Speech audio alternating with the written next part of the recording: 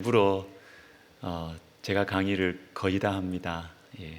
뭐 잘하든 못하든 저의 마음이 우리 성도님들한테 전달이 되어야 되겠다라는 그런 마음에 물론 보완될 점들도 많이 한 번씩 하다 보니까 생기고 그래서 숙제도 조금씩 줄여 나가고 있고 또 소그룹 모임도 좀 해볼까 하는 그런 마음도 생기고 그렇습니다. 그래서 기도학교는 토요일에 모여서 강의를 하고 그리고 또 주중에는 다 조별로 이렇게 단톡방 활동도 하고요. 그리고 또 좋은 기도에 대한 좋은 책도 한 권 읽고 감상문은 안 쓰고 그리고 뭐 오늘도 하시겠죠. 우리 강대상 기도도 강대상 기도하면 이렇게 교회를 사랑하는 마음이 생기거든요. 그래서 강대상 기도도 훈련 차원에서 이렇게 하고 그리고 기도에 대한 좋은 영화도 숙제로 같이 봅니다. 그 영화 참 이번에도 그랬는데 부부로 같이 영화에 보신 우리 그 부부도 계시고 한데 영화 보면서 참 눈물이 나고 울컥울컥한 그런 경우도 참 좋은 영화가 있거든요. 그래서 그 영화도 같이 보고 이제 그렇게 합니다. 내년에는 제가 올해 이제 기도학교, 말씀학교 다 두 번씩 이렇게 계획을 잡고 이렇게 해보니까 이게 사람이 채워질까 하는 이 두려움이 부담이 많이 생겨서 내년에는 한 번씩 하려고 합니다. 전반기에 말씀학교 하고 후반기에 기도학교 하고 이렇게 한 번씩 하려고 생각을 하고 기도학교는 뭐 새가족부터 시작해서 우리 중직자분까지 이렇게 다양하게 다 같이 저희들 합니다. 특별히 또 이번에 감사했던 것은 우리 남자반에 우리 장로님들이 많이 신청을 하셔가지고 장로님들이 아예 한 조가 장로님들이었습니다. 그래서 제가 참 너무 고맙고 감사한 마음이 많았습니다. 자, 먼저 우리 간증 두 분 하실 텐데요. 우리 여자분이 먼저 하시죠. 우리 한정희 투 집사님 나오셔서 우리 간증해 주시고 이어서 우리 박주연 집사님 우리 간증해 주시도록 하겠습니다. 우리 앞으로 오시죠. 예, 박수로 우리 환영하겠습니다.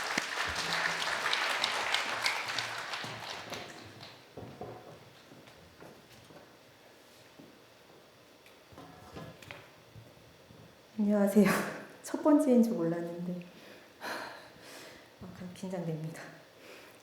제가 간증이라고 하기에는 너무 깊이가 없는 사람이어서 그냥 기도학교 감상문을 써봤는데 떨리고 긴장되니까 읽는 것으로 대신하겠습니다. 코로나 시기에 그 많은 분들이 그렇듯이 저희 가정에도 그 여러 가지 어려움들이 있었습니다. 그런 문제들 앞에서 인간적인 방법들로 해결하려다 보니 마음의 괴로움에 좀 어쩔 줄 몰라 하는 날들의 연속이었습니다. 저는 교회에서 권하시는 모든 활동들, 작년 이맘때 시작된 성경 통독, 그리고 큐티 모임, 말씀 학교 등을 열심히 참여해 가면서 주님의 뜻을 구하려고 애써 보았습니다.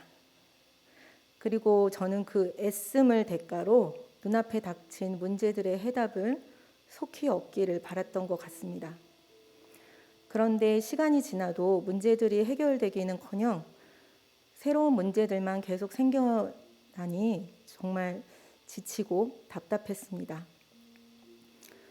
불안하고 조급한 마음에 하나님께 원망하는 마음이 생기기도 했습니다. 하지만 그 순간에도 하나님께서는 제 안에서 일하셨고 제 안에 작은 변화들이 시작되고 있었음을 그때는 눈치채지 못했었습니다. 그래서인지 말씀 학교와 달리 기도 학교를 신청하기 전에는 많이 망설였습니다. 아이와 함께 온 가족이 움직여야 하는 토요일 황금 시간대를 또 내어야 한다는 것도 부담스러웠고 이런 기도 같은 강의는 장로님이나 권사님 정도는 되어야 듣는 거지 그런 마음도 있었기 때문입니다. 하지만 강의를 들으면서 기도에 대한 저의 막연한 생각들은 확신으로 바뀌고 다시 기도할 수 있는 힘과 용기도 생겼습니다. 기도학교에서 배운 대로 다시 한번 말씀을 읽고 기도하기 시작하면서부터 조혜련 씨처럼 어떤 획기적이고 드라마틱한 변화는 제게 없었지만 저에게도 아주 잔잔하고 미세하게 변화가 생겼습니다. 그 첫 번째는 큐티 시간입니다. 그 전에는 반 정도는 의무감에 했던 큐티 시간이 정말로 즐거워졌습니다. 저는 그 시간에 주님께 제 마음속 모든 말을 합니다. 누구에게도 하지 못할 말, 감추고 싶었던 마음들을 모두 내어놓습니다. 그러면서 원망하는 마음이 줄었습니다. 더 이상 남 탓도 내 탓도 하지 않게 되었습니다. 다음으로는 기도의 지경이 넓어졌습니다. 제 위주로 하던 기도가 점점 가족과 친구, 이웃을 위해서 전심으로 기도하게 되었습니다. 저는 이것이 이기적인 저에게 큰 변화라는 것을 잘 알고 있습니다. 마지막으로 정말로 말씀이 기도가 되었습니다. 말씀이 기도가 된다라는 말은 많이 들어봤지만 추상적으로만 느껴졌었는데 시편을 읽으면서 어떻게 말씀이 기도가 되는지 깨닫게 되었습니다. 시편 말씀은 고상한 척, 우아한 척 기도했던 저에게 요즘 말로 사이다를 안겨주었습니다. 시편을 읽으며 속이 시원했고 위로받았으며 힘을 얻었습니다. 단지 읽고 이해하는 행위를 지나서 읽으면서 울고 읽으면서 부르짖고 통회하게 되었습니다. 말씀과 함께하는 기도를 통해 저는 주님의 마음을 조금은 더 알고 주님의 뜻을 구하는 기도를 하게 된 것 같습니다. 이런 변화들은 저의 내면을 강하게 만들어준 것 같습니다. 앞으로 하나님께서 저를 다시 바쁘게 하시더라도 또 새로운 문제들이 생기더라도 더 이상 시간에 쫓겨 흘러가는 대로 살지는 않을 것 같습니다. 물론 이렇게 결심해도 또 게을러지고 기도를 잊고 사는 순간들이 다시 올지도 모릅니다. 그런다고 할지라도 지금의 이 감동과 기쁨을 기억하고 기도의 자리로 나갈 수 있을 것 같습니다. 이제 기도하지 않고는 살 수 없을 것 같다는 생각이 듭니다. 혹시 저처럼 망설이는 성도님들이 계시다면, 힘들고 어려운 분들이 계시다면 꼭 기도학교에 참여해 보시라고 권하고 싶습니다. 혼자서는 선뜻 시작하지 못하지만 강의를 들으며 함께 훈련받으면 동력이 생기고 기도의 참 기쁨을 다시 누리실 수 있을 겁니다. 토요일 황금 시간대의 그 3시간이 진짜로 황금의 시간이 될 거라고 말씀드리고 싶습니다. 감사합니다.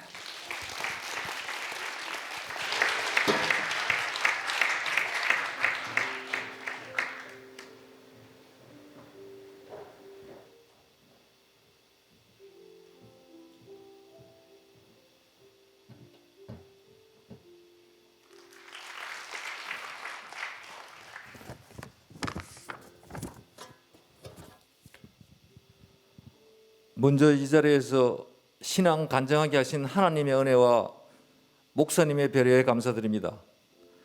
처음으로 해보는 간증이라 대단히 미숙합니다만 지금부터 성령님의 도움으로 최대한 솔직하게 말씀드리고자 합니다. 제가 처음 공식적으로 하나님 혹은 예수님이라는 단어를 듣게 된 때는 중학교 1학년 때쯤으로 기억합니다. 바로 그 사연은 이렇습니다. 당시 학교에 가는 길에 길목에는 조그만 예배당이 있었습니다. 예배당에는 종탑이 있었고 줄을 당기면 종이 흔들려 울리는 형태였습니다. 등하교 시 친구들과 어울려 예배당 앞을 지나갈 때 종을 수차례 치고 도망가는 놀이를 하곤 하였습니다. 여느 때와 마찬가지로 그날도 종을 치고 막 도망가려고 하는데 저는 바로 목사님에게 붙잡히고 말았습니다. 목사님께서 우리들을 잡으려고 종탑 아래 숨어 계셨던 것이었습니다. 순간 제 머릿속에는 이제 큰일 났다 어떡하지 하는 생각뿐이었습니다. 그때 목사님께서는 저희들의 만행에 따른 조치를 두 가지로 할 수 있다고 말씀하셨습니다. 하나는 저의 만행을 즉각 학교에 연락해서 처벌을 받게 하는 것이고, 다른 하나는 이번 주일부터 교회에 나오겠다고 하면 그 죄를 용서해 줄 수 있다고 하였습니다. 둘 중 선택은 저더러 하라고 하였습니다. 제가 어떻게 했을까요? 당연히 교회에 다니겠다고 약속을 했습니다. 그래서 중학교 졸업 때까지 한 2년 정도 다녔던 것으로 기억합니다. 그러나 그 후로 교회와는 관계를 맺지 않고 살았습니다. 결혼 후에도 아내는 교회를 다녔지만 저는 다니지 않았습니다. 아내가 저에게 같이 교회에 가자고 말하지 않는다면, 그런 조건이라면 저 또한 아내가 자유롭게 교회에 다니는 것에 대해서 거부하지 않았습니다. 시간이 지나 대략 2000년 어느 날이었습니다.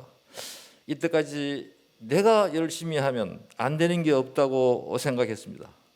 실제로 제가 최선을 다했을 때 대체로 그 결과는 좋았던 것이었습니다. 제가 지방대학을 졸업하였지만 직장에서 승진은 입사 동기들보다 빨랐습니다. 제일 먼저 승진도 하였고 사업에서도 제법 이익을 창출하였습니다.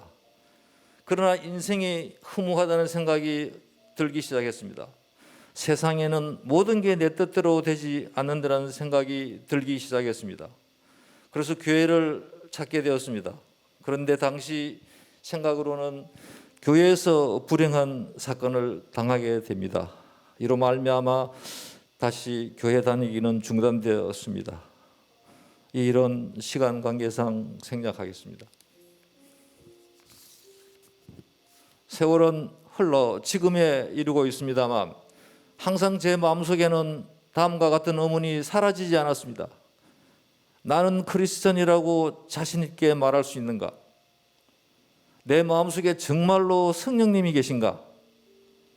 나는 정말 예수님이 나를 대신해 돌아가셨다고 정말 믿는가? 내가 정말 죄인인가? 나는 비기독교인들과 다르다고 자신 있게 말할 수 있는가? 나는 정말 세상 물질보다 하나님의 말씀을 쫓아가고 있는가 등입니다. 이런 의문은 늘 저를 힘들게 하였습니다. 특히 교회에 나오는 날은 더욱 그렇습니다. 왜냐하면 아무리 생각해도 저는 빈껍데기 교인이기 때문입니다.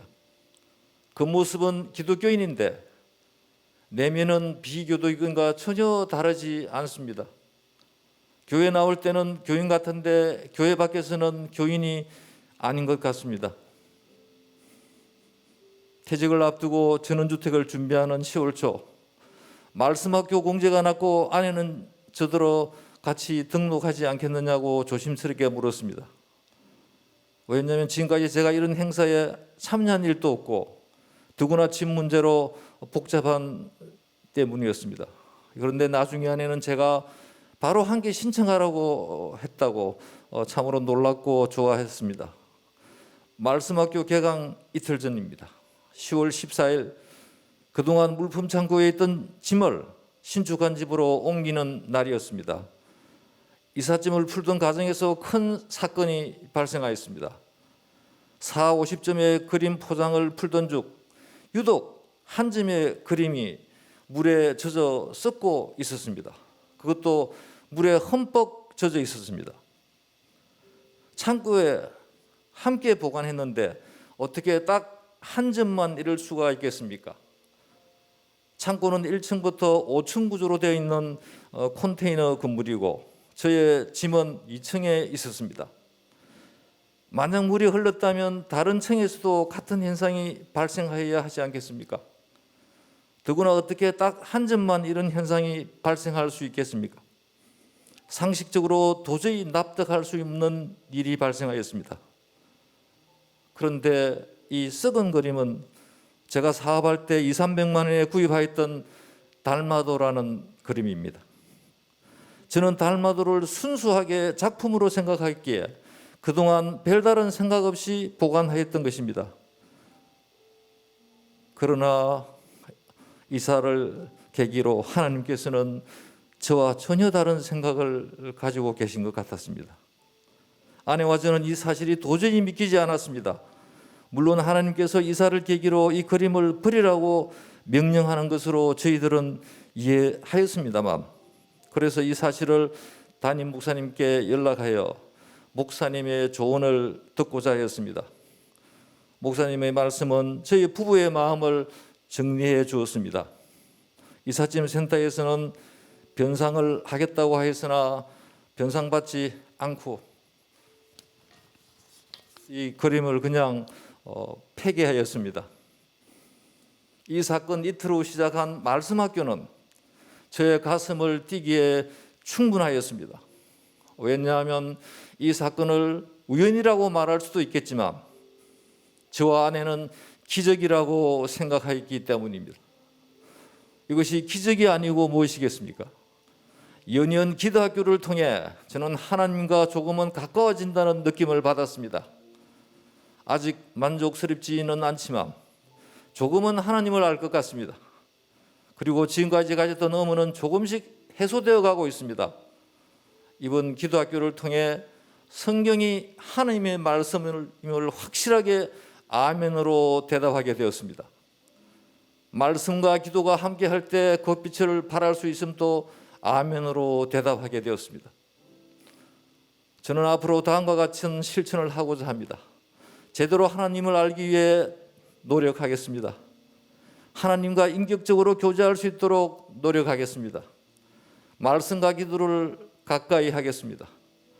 제가 변화되도록 노력하겠습니다. 그리하여 제일 가까이 있는 아내가 변화된 저의 모습을 볼 수 있기를 간절히 소망합니다.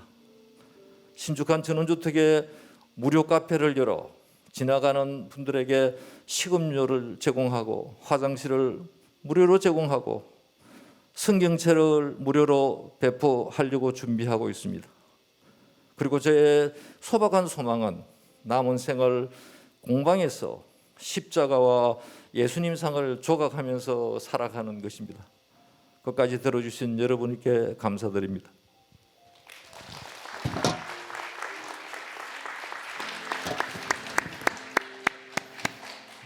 너무 감사합니다.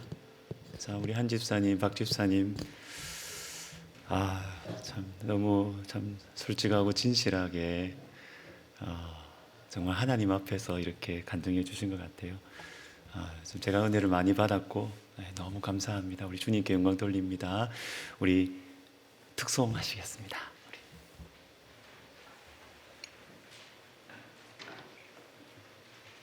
오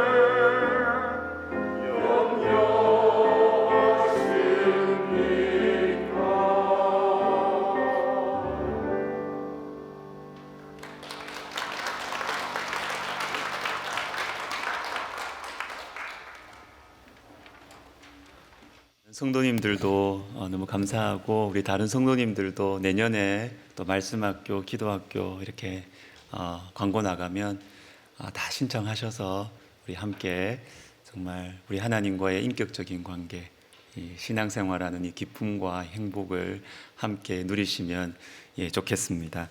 자, 오늘은 빌립보서 1장 18절 말씀 보겠습니다.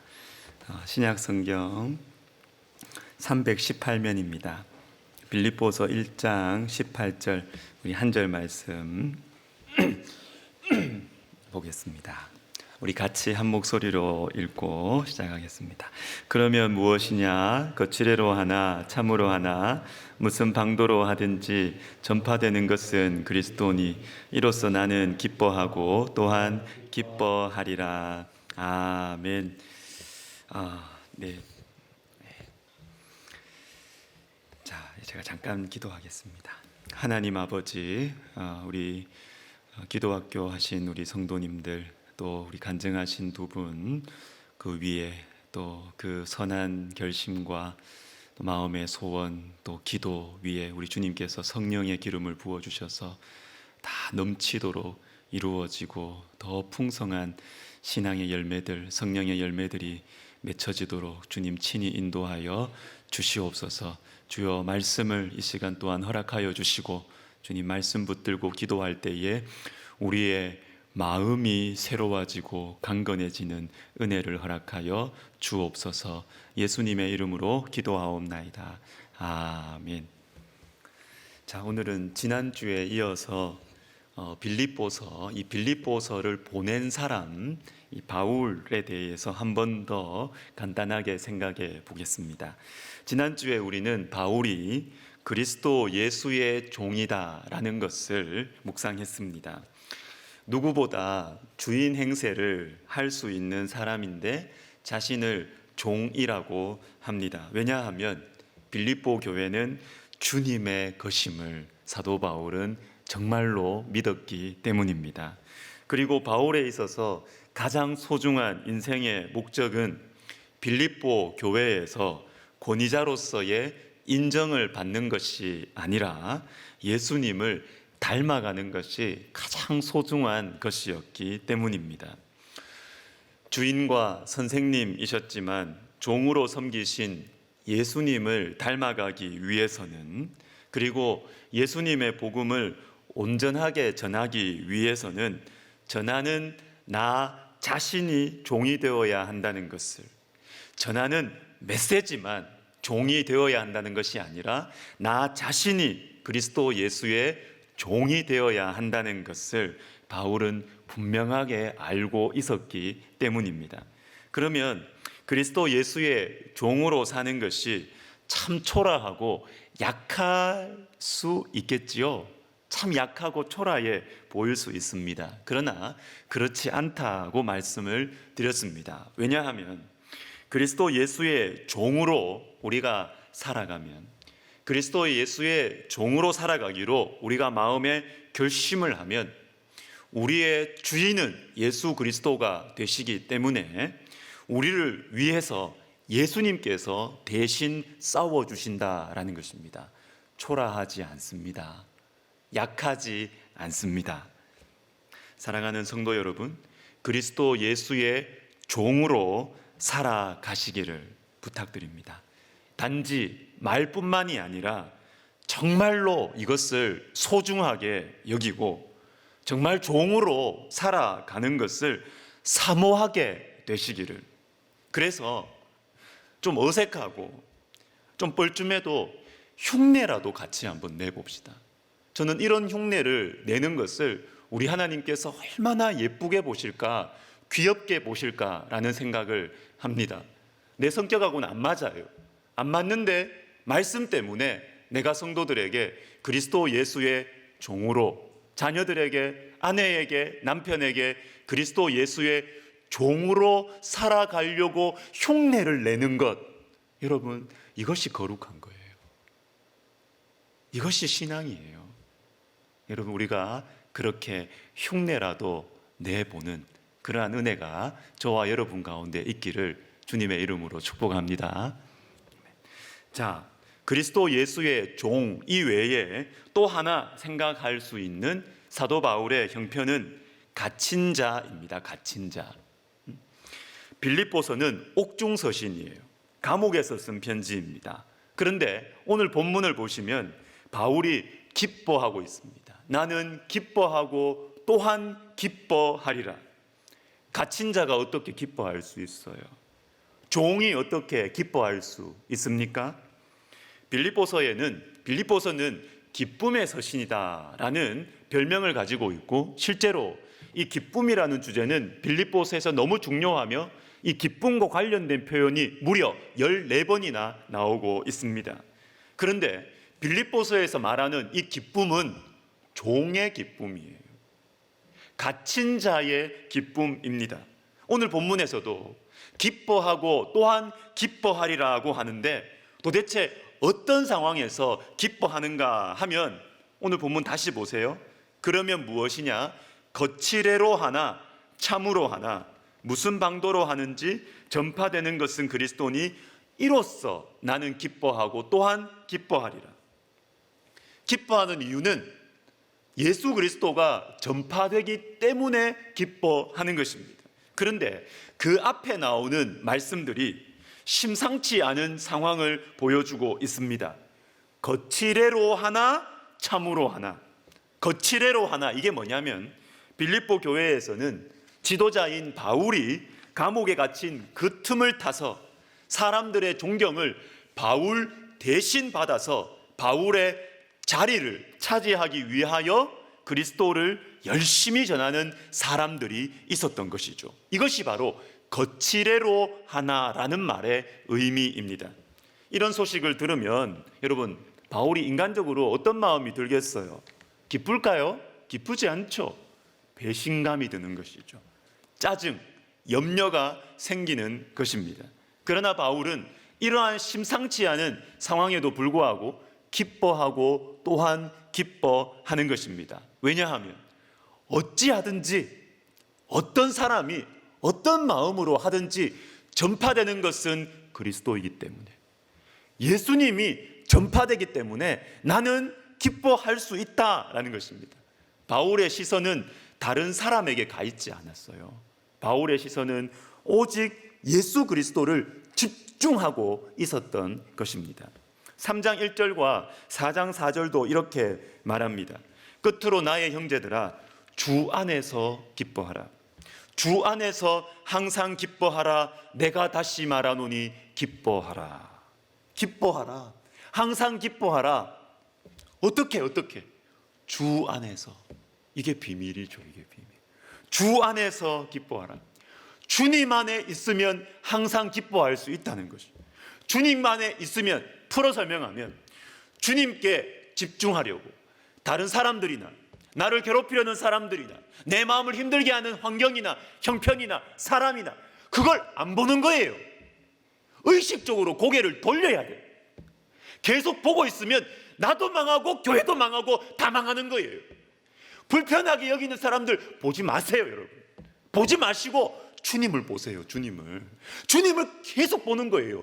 주님께 집중하려는 의식적이고 계속적인 결단과 순종을 통해서 우리는 항상 기뻐할 수 있는 것입니다. 기쁨이 오기를 기다리는 것이 아니에요. 기쁨이 오기를 기다리는 것이 아니라 성경은 분명하게 말씀하십니다. 기뻐하라. 기뻐하게 될 것이다. 아니에요. 기뻐하라. 주 안에서 기뻐하라. 먼저 기뻐해버려라. 이렇게 말씀하시는 것입니다. 시편 4편 6절과 7절을 우리 같이 한번 읽어보도록 하겠습니다. 시작. 여러 사람의 말이 우리에게 선을 보일 자 누구냐 하니 여호와여 주의 얼굴을 들어 우리에게 비추소서. 주께서 내 마음에 두신 기쁨은 그들의 곡식과 새 포도주가 풍성할 때보다 더하니이다. 아멘. 자, 주께서 내 마음에 두신 기쁨. 자, 근데 이게 말은 쉬운데 이게 뭐냐 도대체? 주께서 내 마음에 두신 기쁨이 이게 뭐냐? 안 잡히잖아요. 이건 문맥을 통해서 밝힐 수 있습니다. 자, 이 기쁨이 어떤 기쁨이냐 하면 6절과 7절에 흐름을 한번 보십시오. 6절을 먼저 보시면 이 시인의 형편, 이 다윗의 형편이 나옵니다. 형편. 어떤 형편이냐 하면 우리에게 선을 보일 자 누구뇨라고 여러 사람이 말한다는 거예요. 자기를 보고 야, 저 다윗에게 선을 보이는 사람이 누가 있겠느냐. 그만큼 다윗이 지금 비참한 상황이라는 것이죠. 아무도 다윗에게는 선을 베풀지 않을 거야. 도와주지도 않을 거고, 지금도 상황이 안 좋고 다윗을 도와주다가는 옆에 있는 도와주는 사람도 다 망할 것이고 누구도 다윗을 도와주지 않을 거야. 우리에게 선을 보일 자 누구뇨? 이게 형편이에요. 이게 상황이에요. 그런데 여러분, 이 상황 속에서 다윗이 어떻게 기도하느냐 하면 바로 이어서 여호와여 주의 얼굴을 들어 우리에게 비추소서, 이렇게 기도합니다. 상황이 너무 안 좋은데 누구도 우리에게 선을 베풀어 주지 않는 상황이에요. 이런 상황에서 상식적으로 기도하면 주님 도와줄 사람 좀 보내주세요, 이렇게 해야 되겠죠. 선을 행할 사람을 보내주세요, 이렇게 해야 되겠죠. 근데 다윗은 그렇게 안 해요. 하나님을 아는 다윗은 그렇게 하지 않습니다. 어떻게 하느냐 하면 여호와여 주의 얼굴을 우리에게 비추소서. 엉뚱한 기도를 하는 것 같습니다. 그런데 바로 이 상황에서 이걸 이어서 나오는 것이 뭐냐면, 여러분, 주의 얼굴이 뭐예요? 주의 얼굴. 주의 얼굴은 주님의 임재입니다. 주님의 함께 하심입니다. 그리고 나서 주님 나와 함께 해 주십시오, 주의 얼굴을 비추소서 하고 나서 나오는 말씀이 뭐냐면 주께서 내 마음에 두신 기쁨, 이겁니다. 이거. 자, 그러니까 여러분, 주님께서 내 마음에 두신 이 기쁨의 핵심이 뭡니까? 도대체 핵심이 무엇입니까? 이것은 고통이 없는 것입니까? 풍성한 것입니까? 도울 사람들이 생기는 것입니까? 아니에요, 아니에요. 주님께서 내 마음에 주님의 전적인 은혜로 주신 그 기쁨의 핵심은 주님의 얼굴이죠. 맞죠? 주님의 얼굴입니다. 고통의 부재가 아니라 주님의 함께하심, 주님의 임재, 이것이 우리의 기쁨의 핵심이다라는 것입니다. 여러분, 설사 우리에게 고통이 있어도 하나님이 함께 하시면 우리는 기뻐할 수 있는 것입니다. 그러므로 그렇기 때문에 우리는 종이라도 기뻐할 수 있고 갇힌 자라도 기뻐할 수 있는 것입니다. 주 안에서 기뻐하라. 여러분, 오히려 우리가 하나님의 종으로, 사람의 종으로 살아갈 때 주님이 주시는 이 기쁨은 더 가깝게 찾아옵니다. 더 가까이에 있습니다.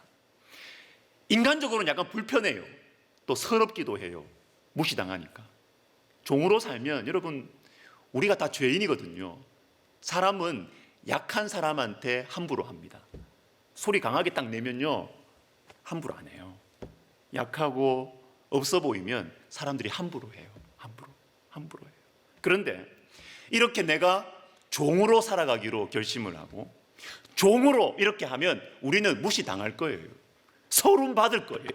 그러나 주님의 종으로 살아가기 위해서, 사람의 종으로 살아가기 위해서 우리가 의식적이고 지속적인 이 노력과 실천을 계속하면 주님의 기쁨이 가까이에 있습니다.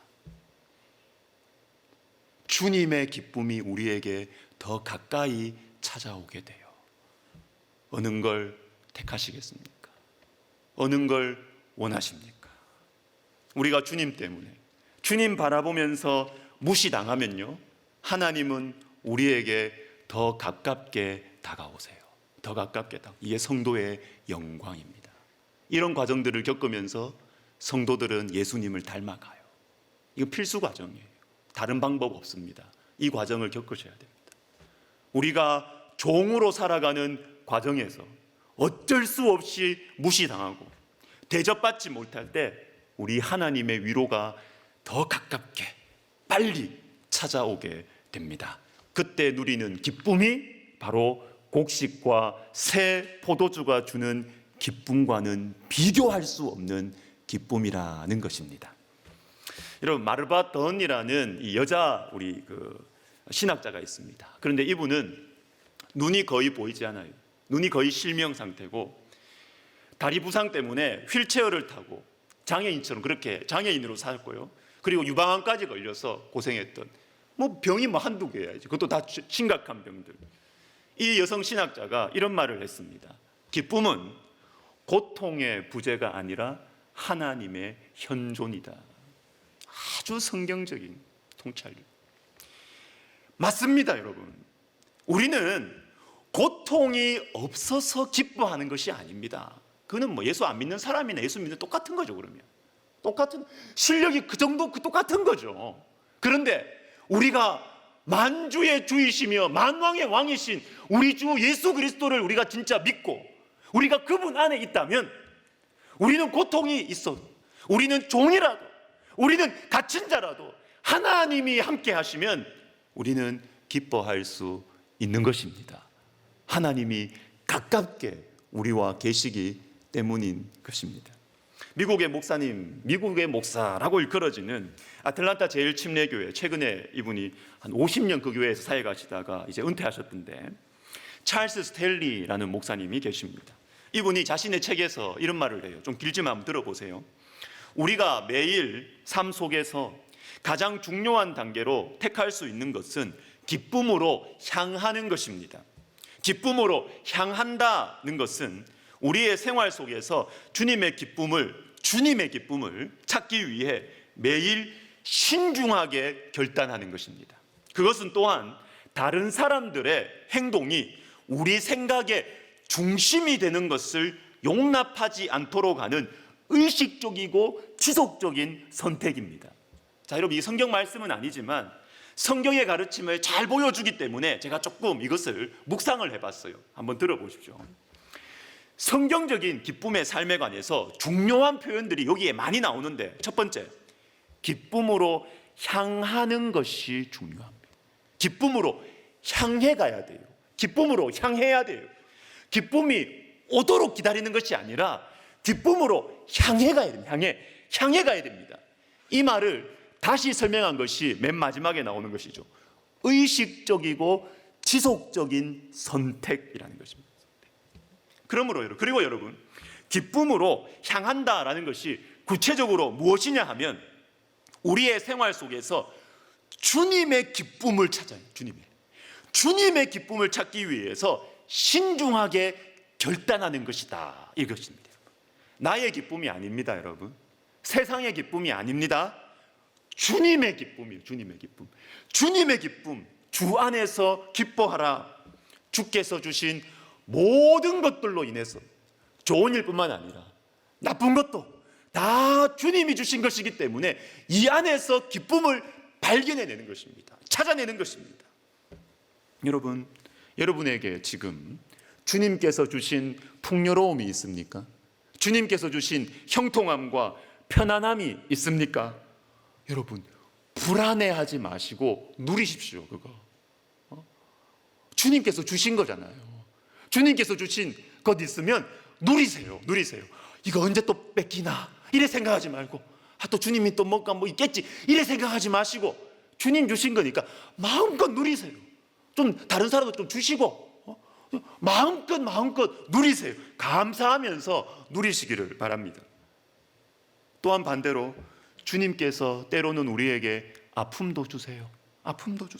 고난도 주십니다. 그래도 우리는 기뻐하는 것입니다. 다른 이유 없습니다. 주님이 주신 거니까.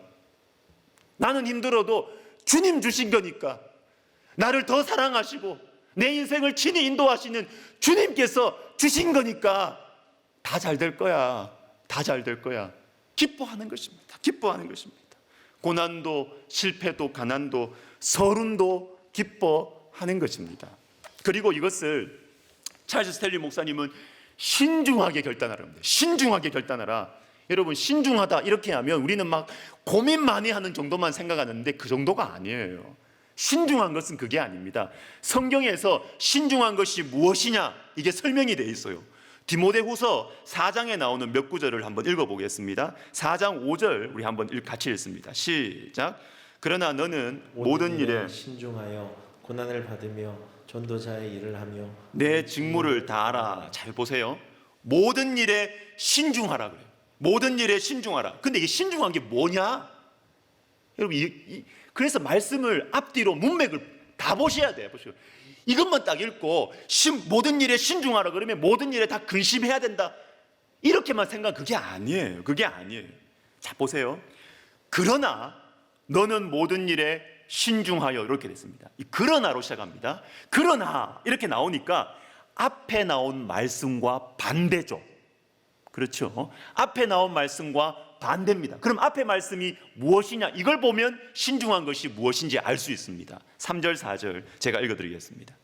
때가 이르리니 사람이 바른 교훈을 받지 아니하며 귀가 가려워서 자기의 사욕을 따를 스승을 많이 두고 또 그 귀를 진리에서 돌이켜 허탄한 이야기를 따르리라.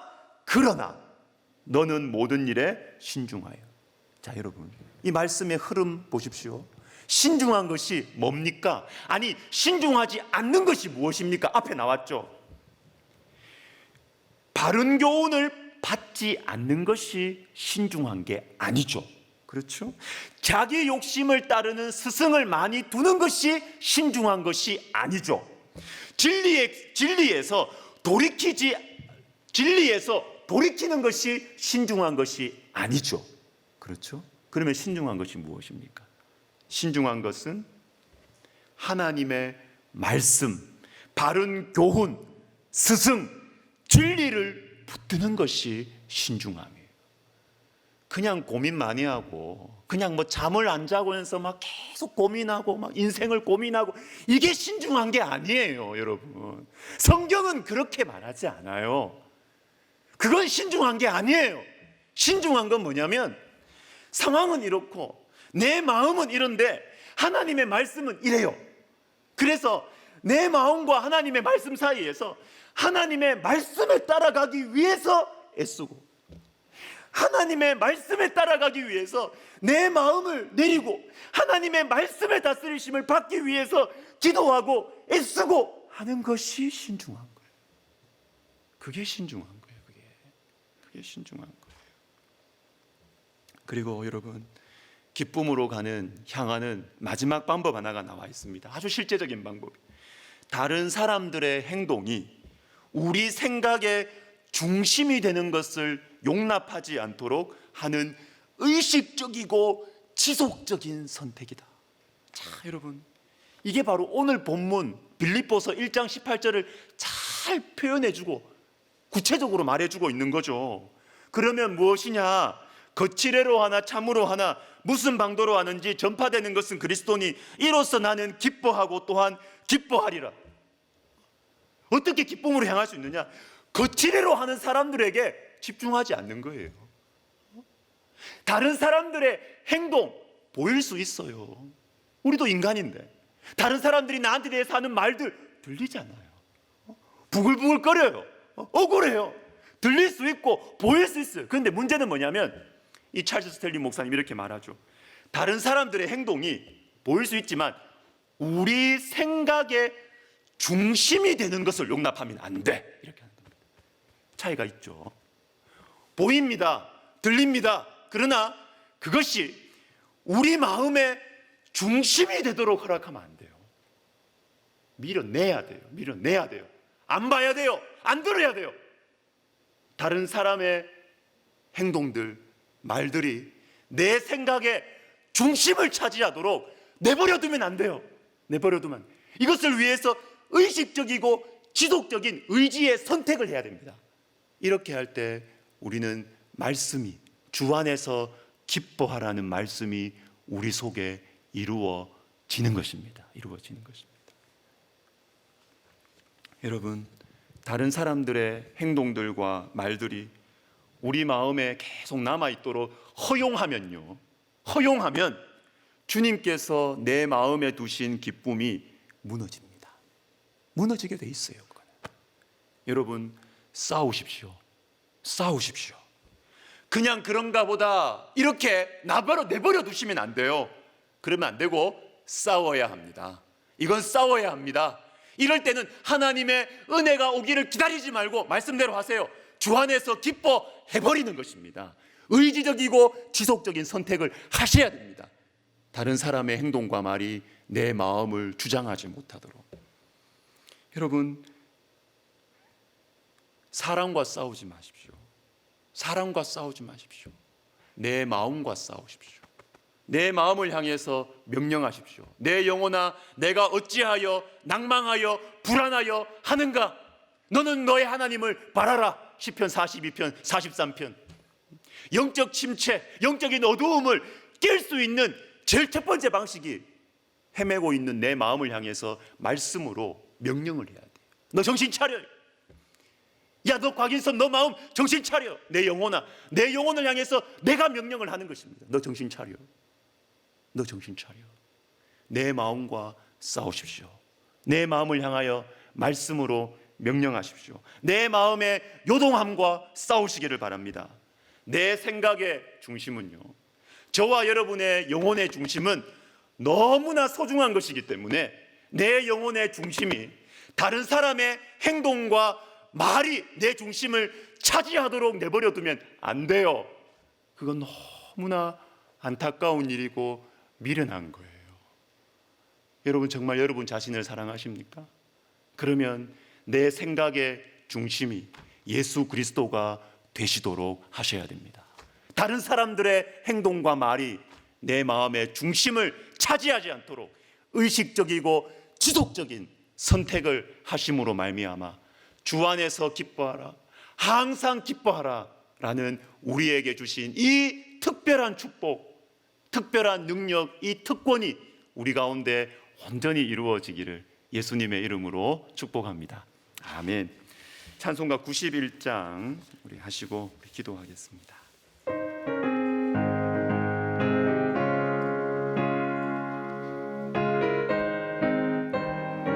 슬픈 마음 있는 사람, 슬픈 마음 있는 사람, 예수 이름 믿으면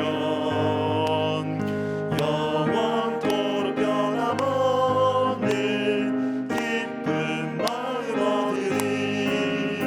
예수의 이름은 세상의 소망이요, 예수의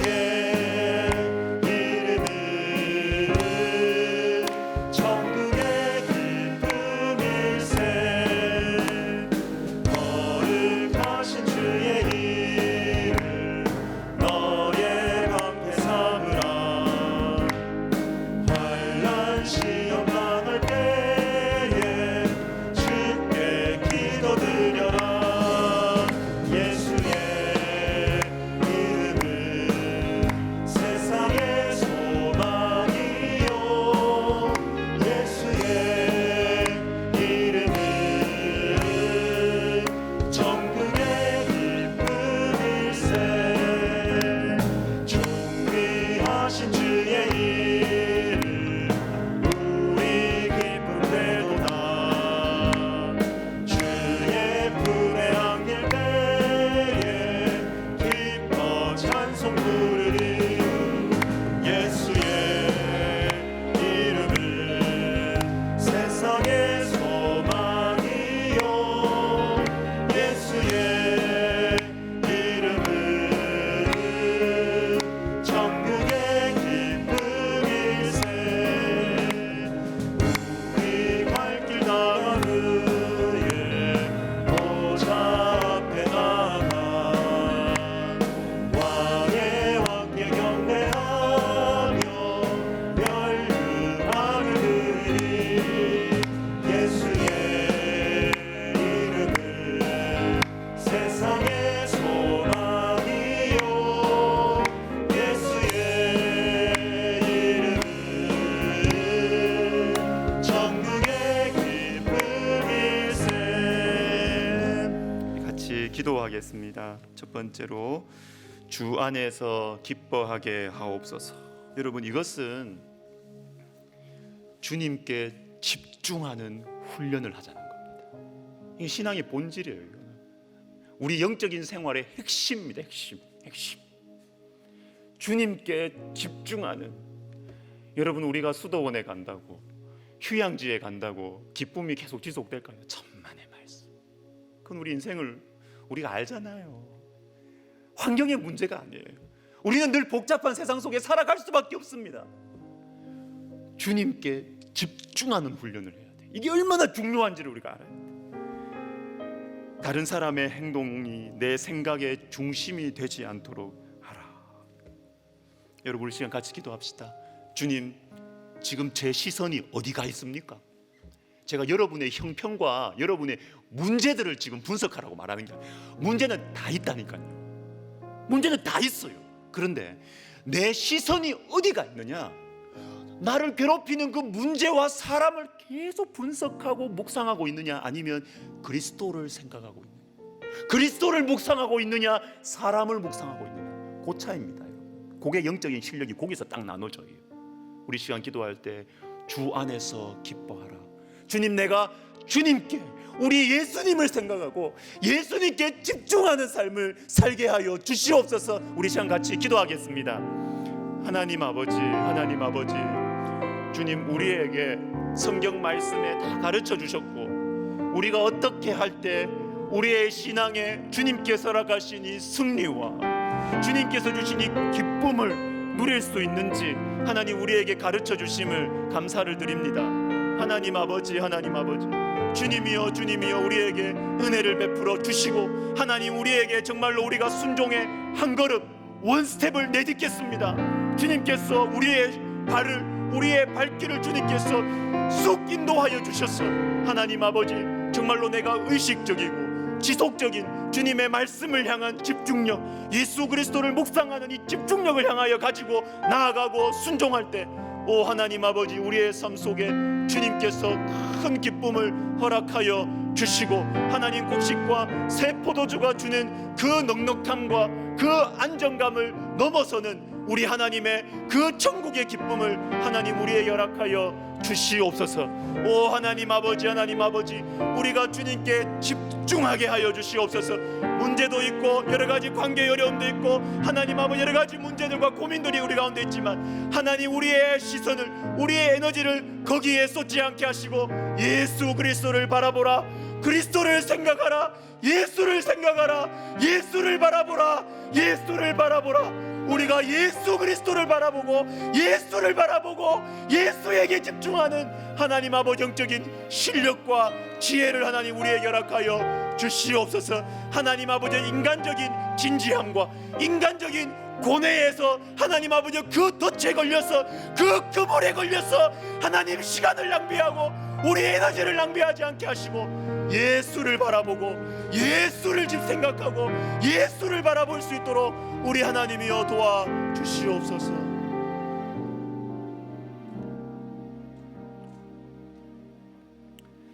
여러분 한 번 더 기도하겠습니다.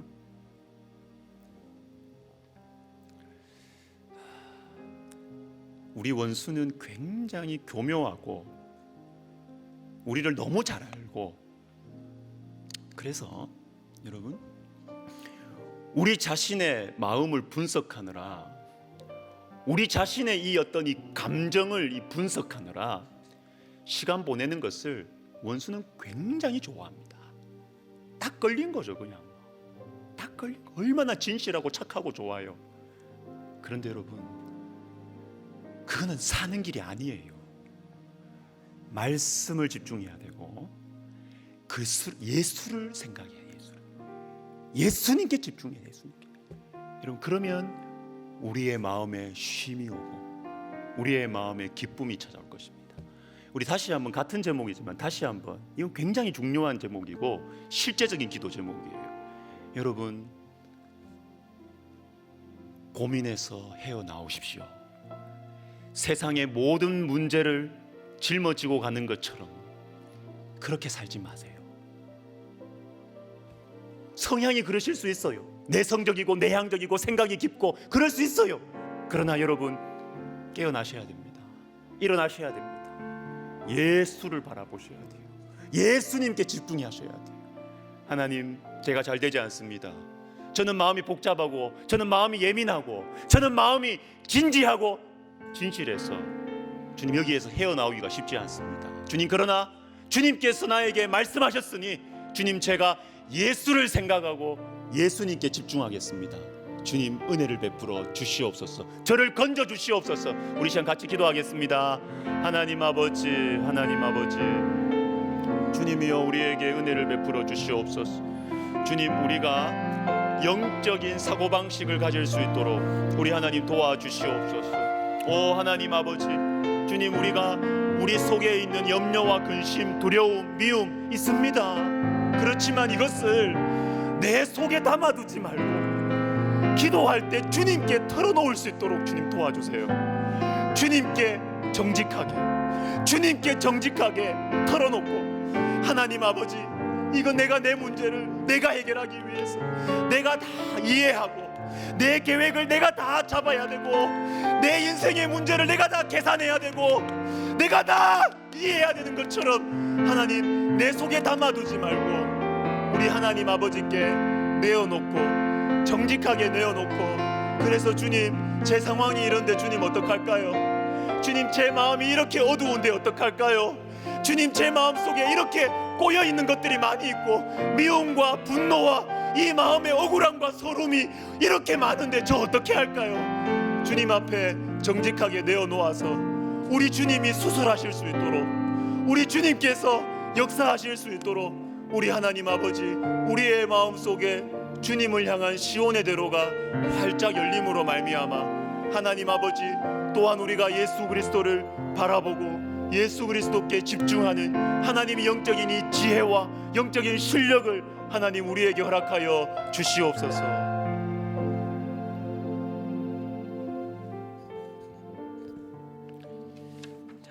여러분, 한 번 더 기도하겠습니다.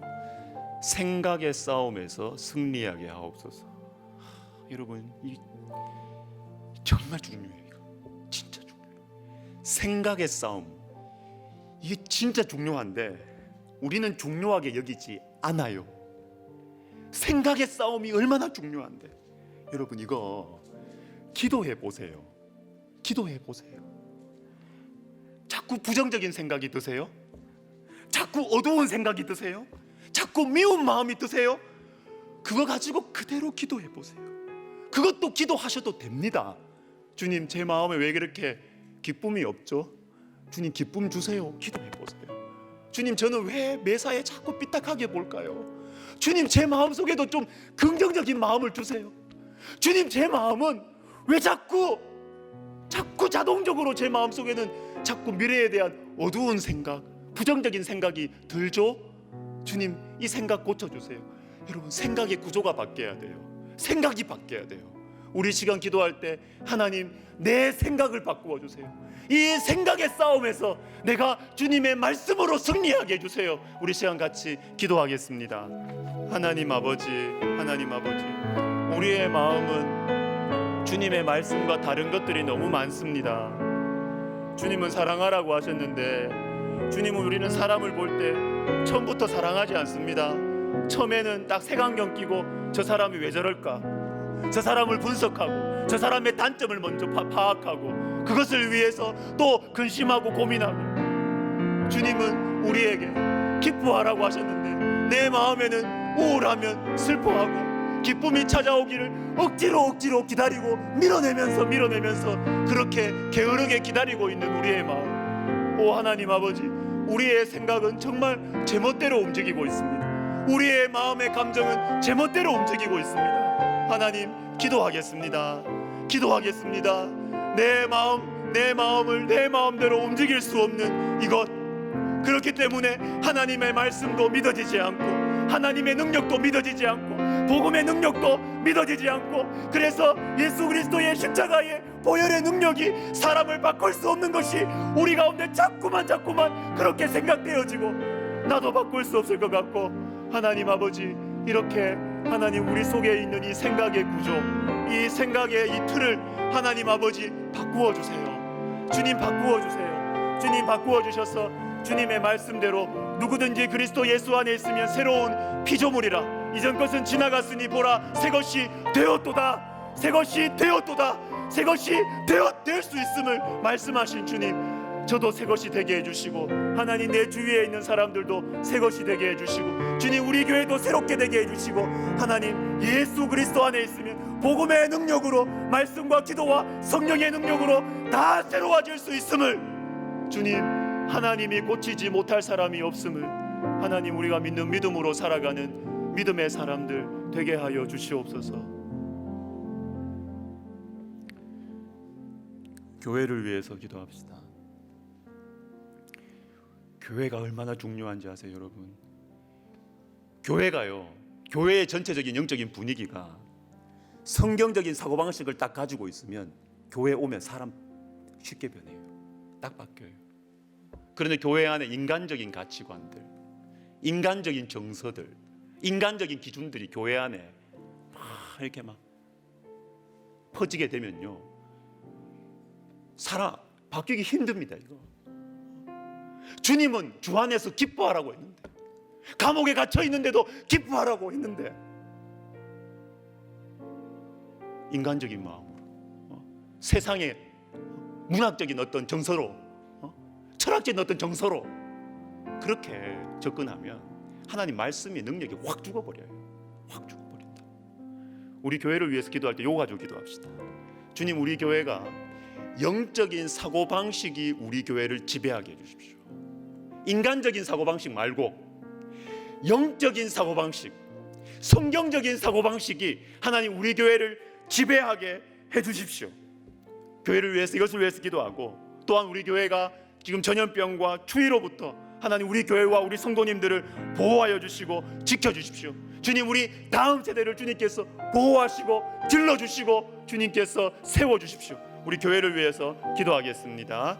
하나님 아버지 그렇습니다. 주님께서는 주님의 몸된 교회를 세우실 때 이 안에 건물만이 아니라 하나님의 말씀으로 충만해서, 하나님의 말씀으로 충만해서 인간적인 가치관과 세상의 어떤 사상과 문화와 문학의 분위기가 지배하는 것이 아니라 성경의 가르침이 지배하고 성령의 분위기가 지배함으로 말미암아 어느 곳에서도 고칠 수 없었던, 어느 곳에서도 어떤 책으로도 어떠한 모임에서도 변화될 수 없었던 딱딱하게 굳어진 영혼들이 부드러워지고 변화되고 새롭게 되는, 온전하게 되는 일들을 주님 교회에 허락하셨음을 우리가 알고 믿고 감사합니다. 하나님 아버지, 우리 교회 가운데 이 영적인 사고방식이 우리 교회에 충만하게 하옵소서. 하나님 아버지, 영적인 사고방식이 우리 교회를 지배하게 하여 주시옵소서. 성경적인 사고방식이 우리 교회를 지배하게 하여 주시옵소서. 인간적인 가치관과 세상의 기준이 우리 교회를 지배하는 것이 아니라 하나님 아버지여, 성경의 가치관이, 성령의 역사하심에 대한 소망과 꿈과 비전이 하나님 우리 교회를 다스리게 하여 주시옵소서.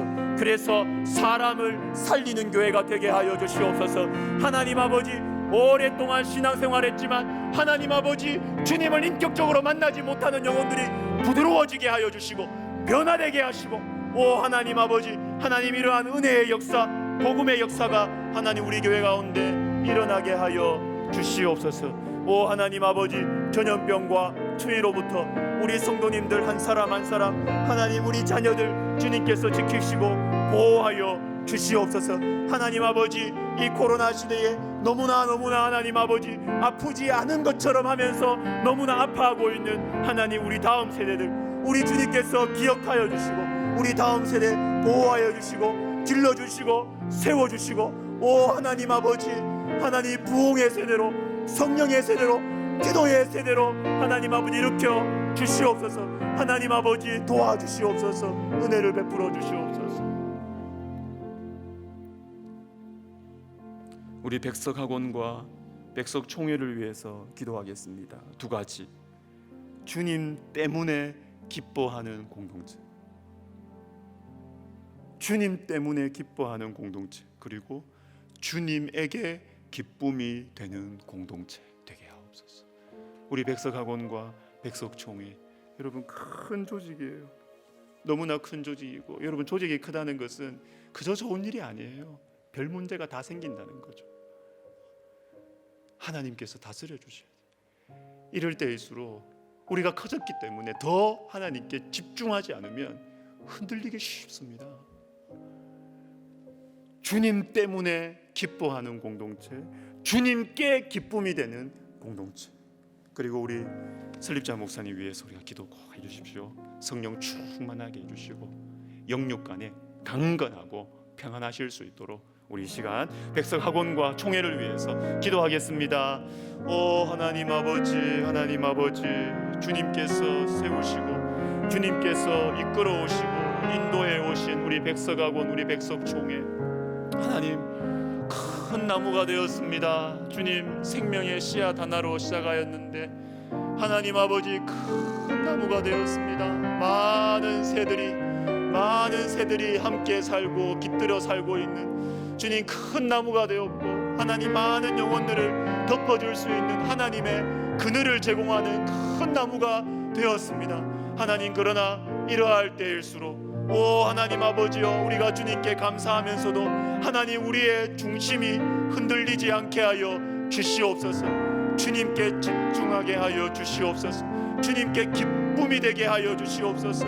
주님 때문에 기뻐하게 하여 주시옵소서. 오 하나님 아버지, 하나님 아버지여, 주님 기도하고 있는 우리 백석학원과 백석총회의 영적인 코어고 핵심이고 영적인 발전소라는 것을 잊지 말고, 하나님께서 우리 교회에 주신 이 귀한 사명을 붙들고 하나님 아버지여, 정말로 기도로 하나님 아버지 주님을 향한 본질적인 기도를 하면서 하나님 아버지 우리에게 맡겨주신 우리 백석학원과 백석총회를 위해서 하나님 아버지 영적인 발전소의 사명을 감당하는 또한 우리 교회가 되게 하여 주시옵소서. 하나님 무거운 짐을 하나님 육으로 영으로 하나님 짊어지고 가시는 우리 설립자 목사님 주님께서 불쌍히 여겨 주시옵소서. 오 하나님 아버지 불쌍히 여겨 주시옵소서. 주님이여 불쌍히 여겨 주시옵소서. 하나님 아버지 성령의 충만함으로 위로하여 주시옵소서. 주님 다른 것으로는 위로가 되지 않습니다. 주님 성령의 충만하심으로 주님 우리 설립자 목사님 위로하여 주시고 영육간에 강건하게 하여 주시옵소서.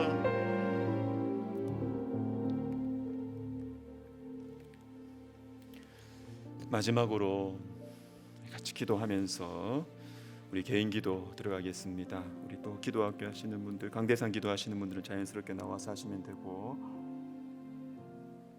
우리 환우들을 위해서 기도하겠습니다.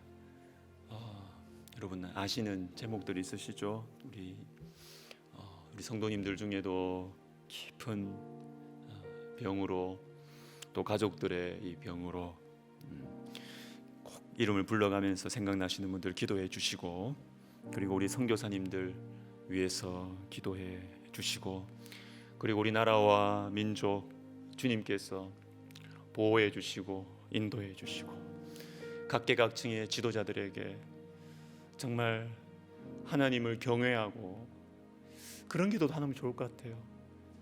하나님 꿈속에서라도 정말 하나님 무서워할 수 있도록, 그죠?